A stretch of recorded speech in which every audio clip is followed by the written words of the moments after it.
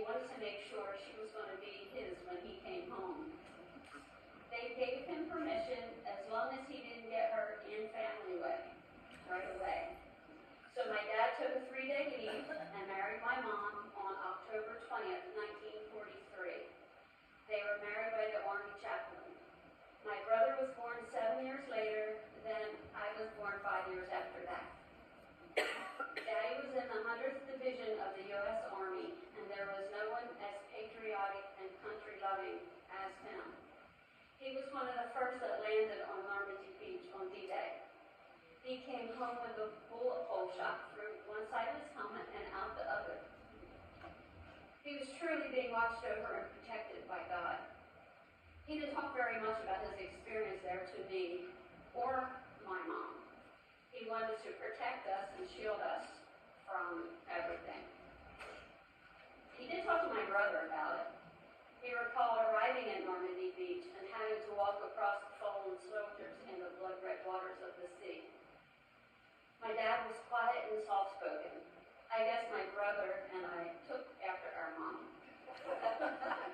Daddy did what he could to take care of our family. He worked doubles at Armstrong Pork Company right across the street from our house. He drove a forklift working in the batch house. And if I was outside, he would toot the horn of the forklift. To a little girl, that was a big deal. When they tore the factory down and they tore down the batch house, it was very emotional for me. So many memories. Nick surprised me with huge rocks from the walls of the batch house.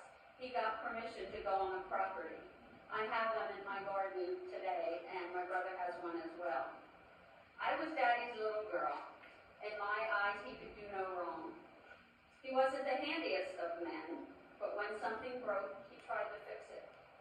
To others, it may still look broken, but to me, it was a great job. After all, I was a Daddy's little girl. Daddy would call me Bub. I don't know why. It didn't matter. I was Daddy's little girl. He would whistle for me if he wanted to show me something outside in his flower garden that he loved so much. As soon as I heard the whistle, I'd run to him. It didn't matter what he wanted, because after all, I was Daddy's little girl. His favorite color was red, so as a little girl, that was my favorite color. He loved country music, especially Eddie Arnold, Loretta Lynn, and Tammy Wynette. He taught me to sing Stand By Your Man.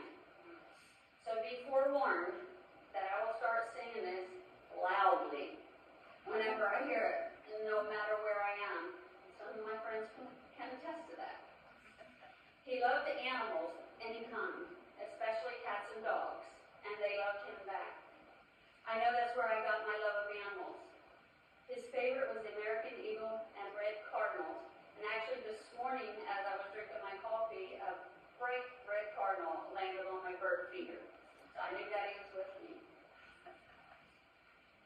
He called the cardinals red birdies. It seems whenever I am down or upset, one of those red birdies always flies around me. I know Daddy is with me.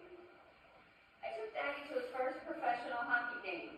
I had season tickets for the Philadelphia Flyers. I took him to see them play the Pittsburgh Penguins. Within minutes, there were multiple fights. By the end of the game, there was over 200 in penalty minutes, and about 12 players got ejected from the game. My dad enjoyed the game, but at the end he said, they don't want to play hockey, they just want to fight. Sometimes I think he was right. My dad and my brother Bob became buddies and would go to stock car races together when my brother announced the races in New Jersey. When Bobby married Cookie, who I told you about before, my dad loved her, and she called him Daddy. When Bobby III and Jimmy were born, my dad was over the moon and so proud. I know he's smiling down as all the great-grands were also born. Princess Lily, sweet baby James, Lex, and Jordan. And I feel him when all the family is together. I mentioned how patriotic he was. He would get very angry and irate if someone did not stand for the national anthem and take off their hat. When Nick and I got married, we decided to honor him and Nick's dad, who was in the Marines, and have a patriotic wedding. Nick and I wore red and white, and our attendance matched with the blue. I know my dad was smiling, looking down on everyone at our wedding, waving flags. Some of the things that are going on today in the USA, my dad would be very angry about. Don't worry, Daddy. I know what you would do or say, and I will continue to follow your example as much as